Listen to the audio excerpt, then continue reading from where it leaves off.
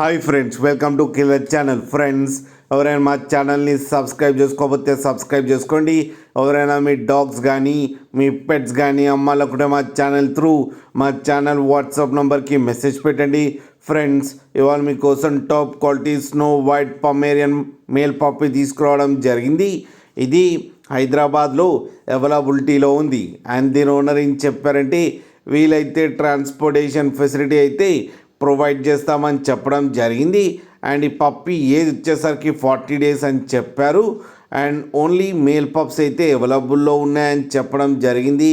And each male పప్పీకి వచ్చి 5,000 rupees అయితే demand చేస్తున్నారు.